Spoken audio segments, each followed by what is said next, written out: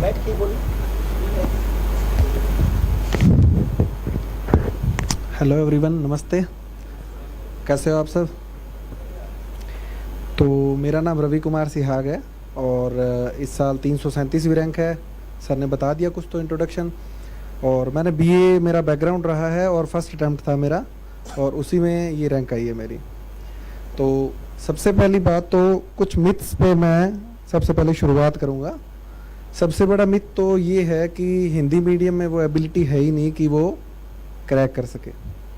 ठीक है, मेरी रैंक थोड़ी सी कम है, लेकिन इस बात का भी मैं आपको बता दूं कि जो लोग सभी हिंदी मीडियम में जनरली ये ट्रेंड है कि कोचिंग जाएंगे या फिर फर्स्ट टर्म में 2-3 साल वो तैयारी करेंगे, ऐसा कुछ नहीं है। 1 साल की मैंने बहुत सीरियस होकर तैयारी की थी और बिना कोचिंग के, और उसके बाद में भी मैंने ये रैंक अचीव किया है।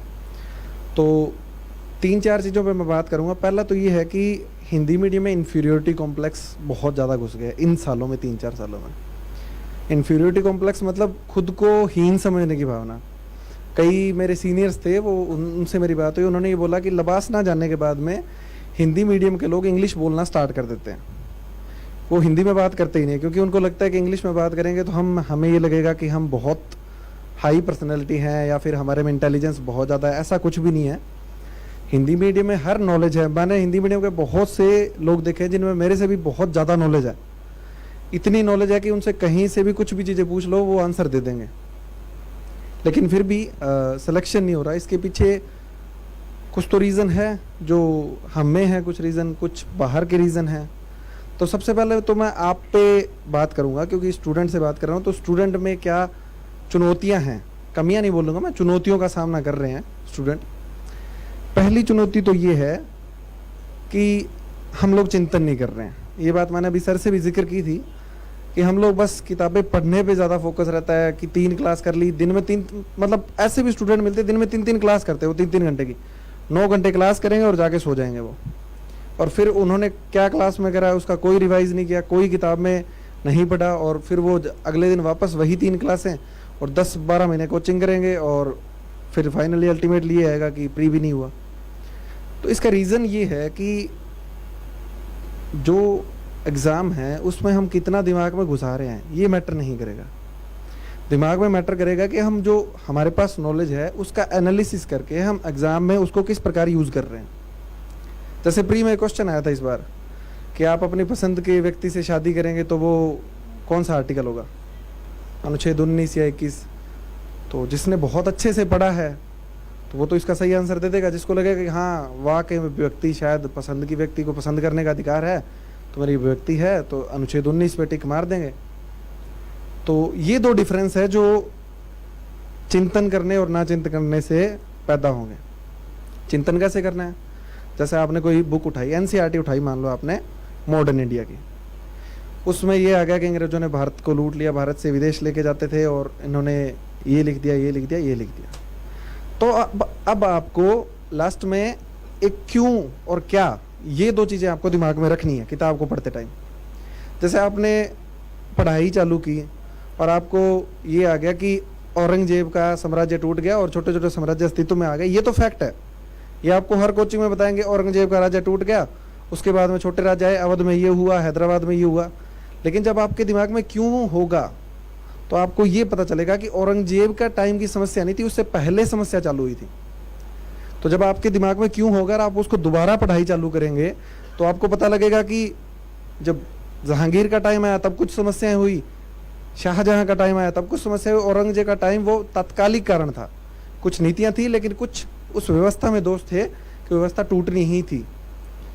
अब आपने फैक्ट्स याद कर लिए, 2-3 शायद आप कारण भी लिख देंगे, लेकिन जब आपके दिमाग में वो क्यों के आप आंसर ढूंढेंगे, जब पूरी किताब का आपके दिमाग में आइडिया जाएगा, तो वो आंसर आप कभी भी नहीं भूलोगे और आपको पता लगेगा कि कैसे किताब के पैराग्राफ में से आंसर निकालने हैं। शायद एनसीईआरटी पढ़ते टाइम जैसे कोई भी मटेरियल होता है तो उसमें पॉइंट्स दे रखे होते हैं, कारण, प्रशासनिक, आर्थिक। एनसीईआरटी में ये भी नहीं मिलेंगे आपको। तो जब आप उसको ये पढ़ते हैं तो उसमें ये लिखा होता है कि एक पैराग्राफ होगा, आप उस पैराग्राफ की पूरी थीम को जब आप खुद से सोचेंगे कि अच्छा ये क्या कहना चाह रहा है। जैसे एंशिएंट में मैं एक एग्जांपल देता हूँ जनरली कि बौद्ध धर्म भारत में लुप्त हो गया लेकिन विदेशों में वो चलता रहा। आपने ये फैक्ट कलेक्ट कर लिया, लेकिन कभी आपने ये चीज़ सोची है कि क्यों लुप्त हो गया? ये भी तो पढ़ने की बात है। तो इसका जब आप क्यों का आंसर लेंगे तो शायद आप पूरी किताब पढ़ेंगे तो आपको थोड़े बहुत इंडिकेशन मिलेंगे, लेकिन जब आप उसको दोबारा पढ़ेंगे तो उसके बहुत ज़्यादा इंडिकेशन मिलेंगे कि हाँ क्यों लुप्त हुआ, आप लिंक कर पाएंगे पुरानी चीज़ों को। तो सबसे ज़्यादा ज़रूरी यही है कि एक तो जो मटेरियल जो ब्लाइंडली फॉलो करते हैं, बहुत सारी बुक लिस्ट है। कई लोग मेरे से बोलते हैं कि आपने इतनी किताब में इतनी कम किताबें पढ़ के कैसे कर लिया। जैसे हिस्ट्री की मैंने सिर्फ 3 एनसीईआरटी पढ़ी थी पुराने वाली, उसके अलावा कुछ भी नहीं पढ़ा, और उन्हीं से ही थोड़े से मटेरियल से खुद के लिंक कर करके मैंने बनाया। तो मैं ये बोलता हूँ कि जब थोड़े में हो रहा है तो ज़्यादा भीड़ इकट्ठा करने की कहाँ नीड है। जब आप उस थोड़े में इतना मटेरियल दिया हुआ है कि आप उसको कर सकते हैं, क्योंकि क्वेश्चन आएगा 150 वर्ड में लिखना होगा आपको। 150 वर्ड में आपके पास जितनी इन्फॉर्मेशन है उतनी बहुत परफेक्ट होती है। तो आप उसको पढ़ेंगे, उसमें अपना दिमाग यूज़ करेंगे तो फिर ये चीज़ होगी। अब बौद्ध धर्म के लुप्त होने में बौद्ध धर्म की में भी कुछ कमियां थी, ब्राह्मण धर्म के कुछ उसमें कारण थे कि उसने कुछ सुधार किए। तो ये सब कारण जब आप दोबारा पढ़ेंगे तो आप सबको समझ में आएंगे। दूसरी बात मैं ये आपको बताना चाहता हूँ कि लालच से बचना है। बाजार में जाते हैं, दुकान है बहुत सारी, वहाँ पे बहुत सारा मटेरियल पड़ा होगा, सबके साथ होता है। मेरे मन में भी आया था लालच, और मैंने कई बार कुछ नोट्स वोट्स उठा भी लिए थे। तो ऐसा नहीं है कि कभी बाहर की चीज़ें एक्स्ट्रा चीज़ें पढ़ी भी नहीं, लेकिन उठाने के बाद जब मैंने उनको खोल के पढ़ा तो मुझे बहुत रिग्रेट हुआ कि ये चीज़ें मुझे पहले से आती थी और मैंने अपना टाइम वेस्ट कर दिया इसको पढ़ने में। लालच से बचना है, खुद का मटेरियल आपको देखना है। सिलेबस आपकी जो छोटी छोटी किताबें होती है उसमें वो सिलेबस कवर हो जाता है। तो ये नहीं है कि इस कोचिंग का भी उठा ले, इस कोचिंग का भी उठा ले। लालच से खुद को बचाना है। अगर आप क्लास भी कर रहे हैं और अगर आपका कोई टॉपिक बहुत अच्छा है भी तो उसको छोड़ दीजिए, क्योंकि ये मतलब नहीं है कि आपने पैसे दिए हैं तो आपको वो सारे नोट्स पढ़ने हैं, जो मटेरियल मिल रहा है वो भी पढ़ना है। ये सब बातें मिथ्या है। अगर क्लास में कोई चीज़ आपको अनावश्यक लगता है तो आप उसको छोड़ सकते हैं, खुद से कर लीजिए। और सच बताऊं तो आप सबसे बड़े टीचर ही आप खुद के खुद हो। कई लोगों की शिकायत होती है कि आंसर लिखें तो चेक कहाँ पे कराएं। अरे तो खुद चेक करो ना भाई, आंसर लिखो, खुद चेक करो खुद के पॉइंट्स कितने हैं। ज़रूरी थोड़ी है जो रेडीमेड मटेरियल आपका आंसर मिल रहा है उसी से ही चेक करना है। खुद से देखो कि मैंने कहाँ गलतियाँ की है। और हिंदी मीडियम के कई लोग होते हैं वो टॉपर्स की कॉपी देखते हैं तो बोलते हैं कि हिंदी में तो टॉपर्स ही नहीं है, उनकी क्या कॉपी देखें। तो इंग्लिश के टॉपर्स की देखो ना यार, इंग्लिश के टॉपर ने भी बहुत अच्छा लिखा है। भाषा का ही तो फ़र्क है, कंटेंट तो शायद वो सेम लिखते होंगे दोनों। इंग्लिश के टॉपर की कॉपी देखो, उसमें भी ये देखो कि इसमें हम क्या एक्स्ट्रा कर सकते हैं, क्योंकि उन टॉपर्स की कॉपी सारे लोग देखते हैं। तो आपको उससे अगर बेहतर बनना है तो उसमें भी कुछ चीज़ें एक्स्ट्रा करनी होगी।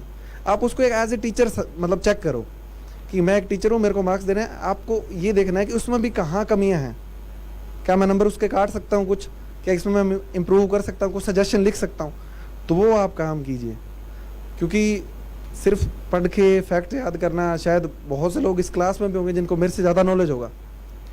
मैं बिल्कुल ईमानदारी से बता रहा हूँ, मुझे इतना नॉलेज नहीं है चीज़ों का, या मैंने इतनी किताबें भी नहीं पढ़ी। मैंने कभी स्पेक्ट्रम भी नहीं पढ़ी मॉडर्न इंडिया के लिए।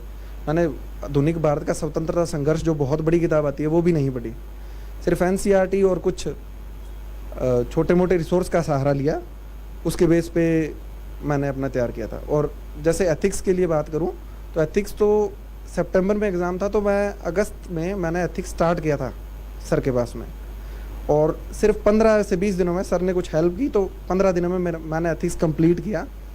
और उसके बाद में 5-7 दिन मैंने लगातार एथिक्स के खुद के नोट्स पढ़े और यही फॉर्मूला लगाया जो अभी मैं आपको बता रहा हूँ। हर क्वेश्चन में मैं ट्राई करता था कि खुद से एग्जाम्पल लिखूँ, खुद के पॉइंट्स बनाऊँ, क्योंकि जो आंसर हम जो प्रीवियस ईयर के क्वेश्चन आते हैं उसमें आंसर लिखे होते हैं, वो आंसर तो याद कर लेंगे, वो सेम क्वेश्चन तो आएंगे नहीं, उसी से मिलते जुलते आएंगे। तो वो क्वेश्चन हम आंसर याद कर लेंगे तो वो कैसे लिखेंगे। तो करना यही है कि क्वेश्चन को खुद से देखना है, खुद को सोचना है, खुद से लिखने का ट्राई करना है उतने मिनट में, उतने टाइम में। शुरुआत में ये हो सकता है आपको 1-2 मिनट एक्स्ट्रा लगे, लेकिन प्रैक्टिस करना बहुत ज़रूरी है। यही किया था, 15 दिन में एथिक्स की थी, और एथिक्स में हिंदी मीडियम में शायद हाईएस्ट मार्क्स हैं, इससे ज़्यादा होंगे 1-2 लड़कों के, लेकिन जो सेलेक्ट हुए हैं उसमें हाईएस्ट मार्क्स हैं, 99 मार्क्स आए हैं। तो मुझे नहीं लगता कि आपको कोई 4-4 महीने भागने की ज़रूरत है इधर उधर, या इतने लंबे टाइम तक आपको कोचिंग करने की ज़रूरत है। खुद की एक स्ट्रेटजी बनाई जाए, खुद की बुक्स लिस्ट चेक की जाए। और एक बात मैं फिर कह रहा हूँ कि रीड लेस रिवाइज मोर और थिंक मोर। चीज़ों को सोचना बहुत ज़रूरी है, और कम से कम पढ़ो और ज़्यादा से ज़्यादा रिवाइज करो। पॉलिटी की किताब होगी लक्ष्मीकांत, लगभग लोगों ने पढ़ रही होगी, लगभग 15 बार मैं रिवाइज कर चुका हूँ उसको, और अभी भी मुझे वो पूर्ण नहीं लगती। मुझे लगता है कि अभी भी उसमें बहुत सी चीज़ें हैं जो मैं पकड़ नहीं पाया हूँ। हर बार पढ़ता हूँ तो हर बार नए फैक्ट्स मिलते हैं, हर बार ये लगता है कि अरे यार ये चीज़ तो आज तक मुझसे अनजान थी, मतलब मैं पढ़ नहीं पाया था। तो एक साइंटिफिक टेम्परामेंट नाम का चीज़ होती है, ये ऐसा नहीं है कि सिर्फ पढ़ाई में लगाना है, एक पूरी लाइफस्टाइल होती है, उसको बोलते हैं smart work. Smart work, scientific temperament, आपके उठने से लेके आपके सोने तक, आपके खाने तक, आपकी फिजिकल हेल्थ तक, ये सारी चीज़ें काम करती है। आप कितने घंटे की नींद लेते हैं, कई लोग बोल देंगे 4 घंटे सोता था, तो आप 4 घंटे सोने लग जाओगे, लेकिन विज्ञान तो यही बोलता है कि आपको लगभग 8 घंटे सोना चाहिए। 8 घंटे सो, अच्छे सुबह सुबह कुछ अच्छा हेल्दी रहो, अच्छा खाना खाओ, और ब्लाइंडली किसी को भी फॉलो मत करो। आपके टीचर्स बोलेंगे एनसीईआरटी मत पढ़ो, कई जगह मैंने सुना है कोचिंग में बोलते हैं एनसीईआरटी मत पढ़ो, हमारे नोट्स बहुत हैं। जो सेलेक्ट हो रहे हैं वो ये बोल रहे हैं कि हम एनसीईआरटी पढ़ के सेलेक्ट हो रहे हैं, और आप जो पढ़ा रहे हैं उनकी बात मान रहे हो। एनसीईआरटी बहुत अच्छी चीज़ें हैं, खुद का दिमाग थोड़ा यूज़ करें, हमेशा किसी को ब्लाइंडली फॉलो मत करो, क्योंकि अल्टीमेटली तुम्हें सेलेक्ट करवाएंगे वो वही लोग करवाएंगे। और तीसरी चीज़ है कि जो आंसर राइटिंग पे बात करूं तो एक जैसे पॉइंट है कि अब जैसे मैं जिस यूनिवर्सिटी से मैंने बीए किया था उसमें 20-20 नंबर के 5 क्वेश्चन आते थे। फर्स्ट ईयर में मैंने ये किया था कि उसको मतलब 36 पेज की कॉपी होती है, मैंने उसको 10-12 पेज में पूरा पेपर कर दिया था, बिल्कुल पॉइंट टू पॉइंट लिख के आया, और मेरे मार्क्स आए थे 50% पूरे, 600 में से 301 नंबर थे। सेकेंड ईयर में मेरे कई सीनियर्स ने बताया कि अगर मार्क्स खींचने हैं तो पूरी कॉपी भर के आनी पड़ेगी। अब जो क्वेश्चन आया, चाहे मुझे आता है चाहे नहीं आता है, मैंने उसमें पूरी 36 पन्ने भर के आया हूँ हर कॉपी में। सेकेंड ईयर में 65 थे, थर्ड ईयर में 73 थे। यही स्ट्रेटजी सेकेंड ईयर में की, यही थर्ड ईयर में की। तो परवरिश ऐसी हुई है हमारी, तो थोड़ी कमी है कि हमें कभी आंसर प्रैक्टिस करने का मौका नहीं मिला। अब कोई बीटेक का स्टूडेंट होगा आईआईटी का, तो 8 सेमेस्टर होंगे, 16 एग्जाम होंगे, मिड टर्म भी होते हैं उनके, और उनके पेपर भी कुछ ऐसे आते हैं, फिल इन द ब्लैंक्स भी आते हैं, 1 नंबर के भी आएंगे, 5 नंबर के भी आएंगे, कुछ बड़े भी आएंगे। बहुत पॉइंट टू पॉइंट लिखते हैं। मैंने कई लोग, मेरे दोस्त थे बीटेक करते, बहुत पॉइंट टू पॉइंट लिखते हैं। तो उनकी परवरिश ऐसी हुई है कि उनको पॉइंट टू पॉइंट लिखने की हैबिट है। हम लोग जब बॉलिंग करने आएंगे, कोई बॉलर बॉलिंग करने आता है तो ग्राउंड के बाहर से थोड़ी आता है, तो ग्राउंड के बाहर से हम लोग बॉलिंग करेंगे, 1 पेज में इंट्रोडक्शन लिख देंगे। ये बहुत बड़ी समस्या है, क्योंकि कोचिंग में जब हमें लिखाते हैं तो बहुत बड़ा इंट्रोडक्शन लिखवाते हैं वो भी, और कोई ये नहीं बोलता कि इंट्रोडक्शन बिल्कुल छोटा लिखो, 2-3 लाइन का, क्योंकि 2 पेज है, उसमें आप 1 पेज में इंट्रोडक्शन लिख देंगे तो क्वेश्चन के डायमेंशन को कभी आप टैकल नहीं कर पाएंगे। तो ये टेम्परामेंट आप बना सकते हैं, क्योंकि आपको तैयारी करने के लिए 1 साल मिलता है। 1 साल अगर आप खुद में चेंज करने का ट्राई करें तो ये टेम्परामेंट आप बना सकते हैं। हमेशा लालच से बचें, लिखने का लालच, पढ़ने का लालच, क्योंकि अगर आप पढ़ने की ज़्यादा रिसोर्स रखेंगे तो आपको सोचने का टाइम नहीं मिलेगा। एग्ज़ाम इतनी मौके नहीं देता यूपीएससी की, आप आराम से सोच भी रहे हैं, 5 किताबें पढ़ रहे हैं एक टॉपिक की, फिर भी आपको सारों को लिंक करने का टाइम मिल रहा है। इससे बढ़िया है एक किताब अच्छी सी पढ़े, उसको लिंक करें, बेमतलब के भटकाव से बचें, क्योंकि एक समझदार आदमी की यही निशानी होती है कि वो विज्ञापनों के चक्कर में नहीं आता।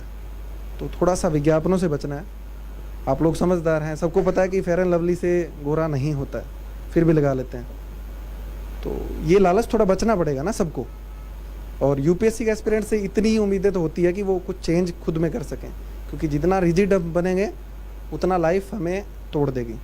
थोड़ी फ्लेक्सिबिलिटी ज़रूरी है, खुद को चेंज करने का ट्राई करो, खुद पे कंट्रोल करें, थोड़ा लालच से बचें, और प्रैक्टिस और चिंतन ये दोनों अगर आप करेंगे तो मुझे नहीं लगता कि इंग्लिश और हिंदी मीडियम में कोई ज़्यादा डिफरेंस होगा, तो आप अच्छा कर पाएंगे।